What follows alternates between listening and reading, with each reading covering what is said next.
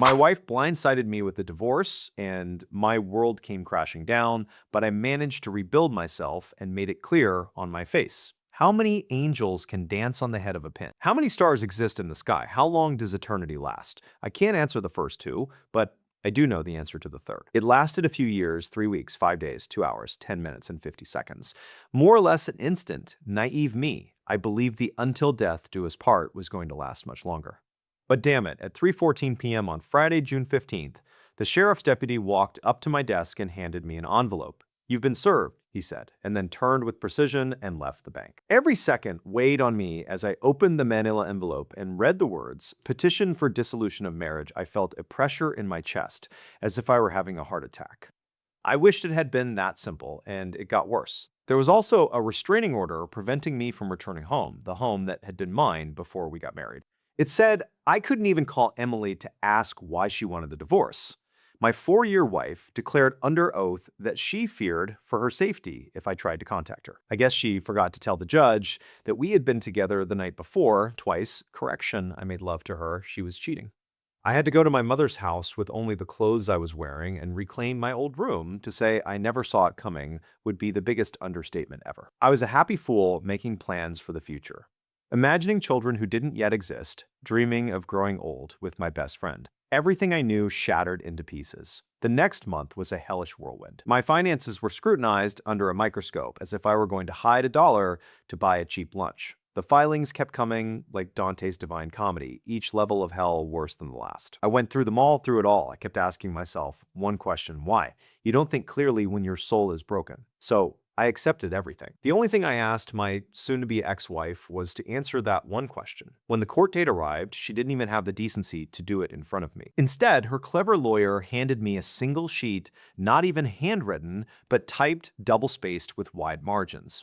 What a relief. I hadn't done anything wrong. She had simply reconnected on Facebook with Scott Brown III. Her first love from college, her soulmate, the one she had been with first, who I had been assured would be my wedding gift, seemed like a modern-day Romeo and Juliet. Espy's father had forbidden his only son from marrying Emily. 4 years later, fate intervened, and he died of a sudden heart attack. The day after the old man's funeral, the son went searching for his former love. The next paragraph nearly made me fall to the floor. "I'm divorcing you because I respect you too much to cheat on you with Scott." Wow, how lucky I was that she held me in such high regard, or maybe she would have shattered my soul and left my body by the roadside. Or wait, that's exactly what she did. I was crying too hard to keep reading. Our no-fault divorce was finalized 2 days later. I left the courthouse, went to the bank, and handed in my resignation. I couldn't think clearly anymore, so I decided to leave before they fired me, and now I drive with no specific destination, simply heading toward California. Why California? I had always wanted to see the Pacific Ocean. My next stop was a Ford dealership, where I traded my convertible Mustang for a pickup truck with a slide-in camper. While I was away, a van arrived at my mother's house and dropped off 6 cardboard boxes with all my belongings. It took me a couple of days to get the camper ready to cross the country. It would be my home for at least the next year. Mom tried to convince me not to go, but my decision was already made. I told her I needed to do this if I wanted to move forward. I promised to call her often. I decided to avoid the highway and head west on back roads until I ran out of gas and saw what fate had in store. My plan was to take simple jobs, something physically demanding, and not stay in any one place for more than 2 weeks. I arrived at a small town just as the sun began to set. The only place open on Main Street was a worn-down bar that also served food. I noticed a handwritten sign in the window, "Help Wanted." While drinking a cold beer, I talked to the bartender, Hill, the owner, about work. I explained that I was just passing through but needed to earn some money for gas. He looked at me skeptically before saying, "One hard day's work for minimum wage, includes lunch and dinner, and any tips you earn are yours." "The beer is on you," I replied. "If you have a place I can park my camper, I am your man." Right outside in the back on the gravel. "Then put this apron on and start cleaning tables." And that's how my new life began. On the 7th day of my journey, I met a woman maybe 10 years older than me, but very attractive. That night, I was with only the second woman in my entire life. It felt good, really, really good. True to my word, I left after 2 weeks. Pill, the owner, handed me an envelope with my pay and said, "You'll always have a job here whenever you need it." Over the next 6 months, I worked in 12 different places, roadside diners and rundown bars, and I met a dozen different women who listened to my story and wanted to lift my spirits. Then I ran into an unexpected obstacle: winter in the Rocky Mountains. The snow fell so thickly that I could barely make out the road when I arrived at a small, unnamed town in Colorado. Due to the lack of traffic, it seemed that anyone with any sense was safely indoors waiting out the storm. The only lights I saw were from the police station. I parked in front of it and explained to the officer that I needed a place to stay until the roads cleared. He was kind and said I could park in their lot. He even called the restaurant across the street so I could get something warm to eat. The owner was an older woman with an Italian accent. She looked me over from head to toe. "My grandson says you plan to ride out the storm in a tin can behind your truck. You seem like a good boy. I have a cot in the back that will be much more comfortable." I thanked her as I devoured one of the best meals I'd had in a long time. The next morning, I was awakened before dawn by the sounds of Mrs. Johnson cooking. I looked out the window and all I could see was snow. While getting dressed, I noticed several dozen cans of paint stacked against the wall. After exchanging greetings, I asked about them. "My late husband, may he rest in peace, bought them about 10 years ago. The fool never painted a thing in his life." I replied, "I paid my way through school painting houses and I'd gladly trade my work for your food. A deal was struck, one that would change the course of my life. I would paint the entire restaurant and work in exchange for room and board. I would also help in the kitchen, preparing dinner every evening. I would stop painting, clean up, and put on an apron to learn the secrets of authentic Italian cooking." I spent the next 5 mornings on a ladder, cleaning the decorated tin ceiling, then applying a base coat. An additional color made the ceiling look worthy of the Sistine Chapel. "Benjamin, that looks so beautiful. You're a true artist." The next day, the roads cleared and customers began arriving. As a result, people turned their heads to admire my work. Several young women also came by to see the painter, and soon my social calendar was full. I didn't make much progress with the painting in the following days. Since Mrs. Johnson's waitress never showed up, I assured her I had experience as a server and took over the dining area while she dominated the kitchen. We formed a really solid team. That night, I slept deeply. It was the first time I didn't read Emily's letter before going to bed. It was also the first time in a long time that I managed to rest in peace, something that had eluded me for so long. The next morning, I was awakened by the crowing of a real rooster. Later, I learned that Mrs. Johnson made noise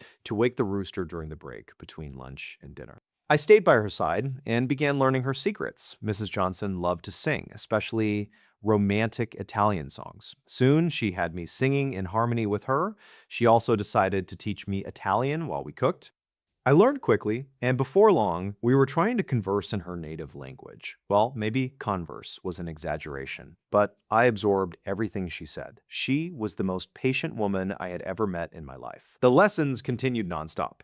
In the spring, we planted an herb garden. In the fall, I learned how to make wine and preserve food. I broke my own rule and stayed for 18 months, learning to cook like a pro and speak like her as well.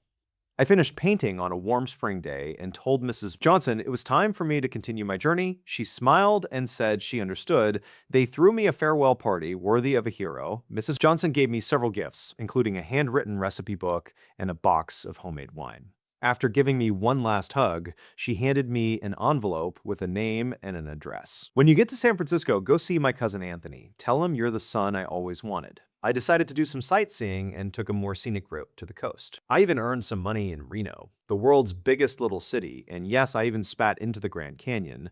4 weeks later, I was having lunch at Fisherman's Wharf. The next morning, I went to the address on the envelope. It was a very fancy Italian restaurant, nestled among 24 other equally appealing Italian restaurants. It seemed that this place was the heart for lovers of Italian food. The whole neighborhood smelled like glory. The restaurant was closed, so I knocked on the door. A short, bald man, dressed completely in white, peeked out from the kitchen and shouted, "We're not open." I knocked again, and this time he opened the door. "What do you want?" I handed him the envelope. "About time you got here." Then he shouted in Italian, "Hey boss, that know-it-all guy is here." Tony read the note and then burst out laughing. Apparently they didn't know I understood Italian as he read the letter aloud.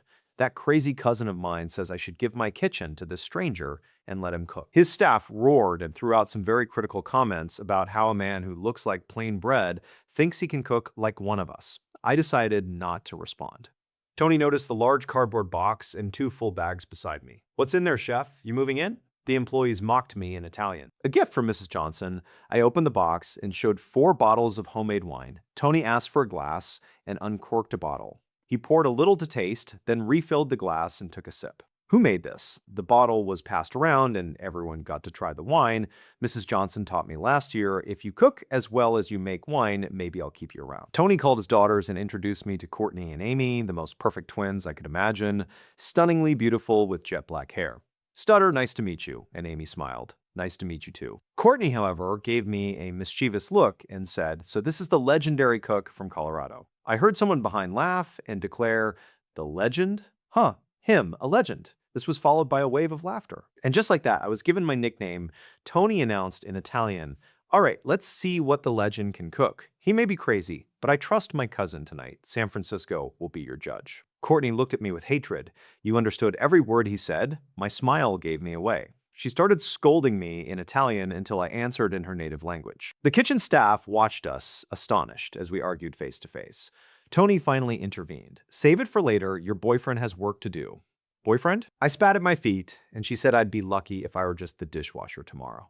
Then she muttered a few carefully chosen words and stormed off indignantly. Tony laughed and commented, I think she likes you. Now get to work. You're making the soup and 2 special dishes for tonight. I grabbed my bags, full of herbs and spices. I prayed quickly and greeted my staff. For the rest of the night, we spoke in Italian. That evening, I made ciopino, a traditional Italian fisherman soup with fresh crabs, sea bass, clams, and shrimp. It sold out in an hour. We ran out of linguine allo with freshly caught crab from the coast. A few minutes later, my night was complete when a waiter told me that 2 customers had almost come to blows over the last order of my pesto, which I had made from scratch. Tony came into the kitchen and hugged me, and Amy proclaimed, tonight, a legend is born. Courtney, on the other hand, stayed in her office doing the accounting. She didn't say a word, though. I had one of the waiters bring her samples of both dishes. I thanked everyone in the kitchen and knew I had found a new home. The only change I considered was adding music and encouraging the team to sing while working because, as Mrs. Johnson always said, music makes food taste better. The Brown fortune was built on real estate. The grandfather, Scott Brown, I specialized in foreclosures. He bought many properties. Some would say he acquired dozens of farms during the Great Depression. After World War II, he began subdividing cornfields and building identical houses that the government would finance for returning soldiers. He had a set of blueprints, and each house, aside from the color of the roof tiles and shutters, was an exact clone of the others. The elder, Scott Brown II, don't call me Junior, continued the family tradition and bought options on several farms around the city when times were tough. During the recession in the early 1970s, he held steady until the late 1980s when the real estate market heated up. Construction trailers were followed by model homes, and the money began to flow. SB3 and Emily wasted no time getting married. Their honeymoon in a tropical paradise did not go as the brochure promised, as both were affected by a stomach parasite. The resort disclaimed all responsibility, claiming they had ignored warnings not to eat food from beach vendors. Upon returning, the confident guy called a meeting and announced he would change the direction of the company. My father had his day, but the time for being conservative ended long ago. Effective immediately, we go on the offense. I want you to get out there and move the bushes to find farmers who want to sell. Unfortunately, SB3 lacked the business talent and vision of his father. He was a conceited narcissist who thought he knew more than everyone else, and now no one could stop him. He began buying farmland directly at historically high prices. When the housing bubble burst in 2007, he had leveraged everything he owned. The Great Recession strangled the economy, and people stopped buying new homes. While everyone else saw problems and pulled back, SB3 saw opportunities and borrowed even more money to buy from his biggest competitor. He now had more than 500 acres of empty land and over 50 houses under construction. The only thing he didn't have were buyers. He tried every trick he could think of to sell the inventory without success. Soon, the mail was filled with foreclosure notices from unpaid contractors. Nervous banks saw the value of their collateral drop and demanded full repayment of their loans. SB3 was confident he could weather the storm and liquidated everything, including the modest inherited stock portfolio. He even canceled his insurance policies. His last attempt was to empty the safe containing all of his mother's jewelry, but it wasn't even enough to buy a month's reprieve from his creditors. On the day his house was to be foreclosed, he poured himself a glass of scotch. He took his father's best 12-gauge shotgun from the gun cabinet and shot himself. His casket was not opened during the wake. Emily found out minutes before a sheriff arrived to serve her the eviction papers. She thought it was the worst day of her life. Unfortunately, many more were yet to come when the late husband's posthumous tax bills became public. You promised to replace Dad. My sister's wedding was approaching, and she demanded I keep my word. I wanted to attend, but there was a problem. My ex, Emily, was the groom's cousin and would be there with her mother. I hadn't seen her in over 5 years and preferred it to stay that way for the rest of my life. However, my sister was relentless and finally wore down my resistance plans were made for me to take a weekend off and fly to Chicago. I had been training at the gym and had to admit that I looked pretty good in a tuxedo. The limousine driver timed everything perfectly. The groomsmen and bridesmaids were outside the church, surely wondering if the brother would really show up after 5 years. I could hear the organ as we approached. My escorts were Courtney and Amy, the twin sisters, incredibly beautiful. Wore designer dresses that fit them perfectly. Each wore a dress with a thigh-high slit, showing stockings with lace at the top. A month earlier, when I told them I couldn't attend because I didn't have a date, both had offered to accompany me and fulfill that role. I promised I loved them both equally and that I couldn't make that decision. Courtney, the elder twin by almost 5 minutes, suggested I change my +1 to a +2. Amy supported the idea, saying she had more votes in favor. My sister asked who the third person on my RSVP was. I told her she'd have to get married to find out. The wedding party watched, astonished, as I walked a beautiful woman on each arm and escorted them to the bride's family pew. The expression on Mom's face was priceless. Damn, they look spectacular. More than one person must have suffered whiplash, turning their head to see the long-absent brother walking down the aisle. Cameras flashed from almost every pew.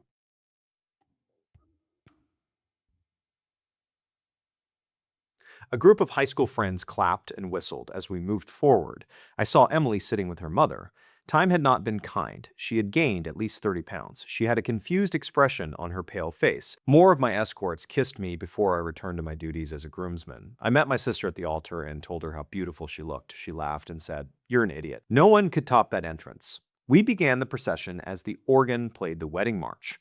Dad had one more request, that I give the toast before dinner. I've never been comfortable speaking in public, but I agreed to say a few words. I tried scribbling some thoughts, but didn't have much success. When I noticed an elderly couple sitting alone at the groom's table, I realized they were the grandparents who had flown in from Italy just for the occasion. I also learned that they didn't speak a word of English. I was nervous and tried to ignore them, but they looked so perfect, sitting together, smiling at a room full of strangers, speaking a language they didn't understand, that they inspired me. 100 scenarios ran through my mind. Most involved putting the spotlight on Emily and asking her to explain what she meant when she swore until death do us part. Instead, I took the right path and in flawless Italian asked the elderly couple to stand. I greeted them with hugs and asked the crowd to toast the patriarch and matriarch of a great family now joined with mine. After a long round of applause, I announced, "Brad, Wendy, please join me up here." The room fell silent, wondering what I had in mind. I asked each of them to extend their right hand. On our father's deathbed, he had made my sister place her hands in mine. Then he wrapped his hands around ours. With what little strength he had left, he squeezed and said, "I'm sorry, I'm not here to share the rest of your life. That's why I pass my responsibility to your brother, Benjamin. Be Wendy's best friend, her guide, and her protector. Don't fail me. Tonight, I entrust this sacred responsibility to your husband, John. I bind my soul to Wendy's. Now you are one. Be her best friend, her guide, and her protector. Don't fail me." The crowd roared in approval, everyone, except Emily, who cried inconsolably. Her mother tried to comfort her, to no avail. After dinner, a quartet began playing a medley of mediocre songs. The music wasn't bad, but the group lacked a strong vocal leader. Courtney and Amy grabbed my arms and led me to the other side of the dance floor where they freed the microphone. Courtney immediately dismissed the guitarists and drummer and challenged the keyboardist to keep up with our rhythm. Then she announced, "Ladies and gentlemen, straight from a 3-year engagement in San Francisco, I present the legend." The banquet hall went wild. We had a lot of experience singing together at the restaurant, and for the next 2 hours, we serenaded my sister and her new husband with love songs. Courtney and Amy harmonized like angels. We even managed to get the groom's grandfather to stand and lead the tarantella, while the groom decorated the dance floor dancing with his grandmother. When we finally took a break, my ex-mother-in-law approached me. "Benjamin, may I have a moment, please?" "Good evening, Mrs. Bennington. Emily wanted to speak with you, but it seems you're as elusive as the wind. She would like to apologize and have you forgive her." "Mrs. Bennington, that's not necessary. It's been many years since anything Mrs. Brown said mattered to me. Please, Benjamin, don't be like that. Talk to her. I never will, but there is something I want to give you. I reached into my wallet and pulled out a worn piece of paper. The day your daughter divorced me, her lawyer gave me this. I must have read it thousands of times. My tears may make it a little hard to read, but they're dry now, and I no longer feel the pain of her betrayal. This is the last link to your daughter. Take it, it's yours now. With her permission, my escorts were waiting for me. I turned and never looked back.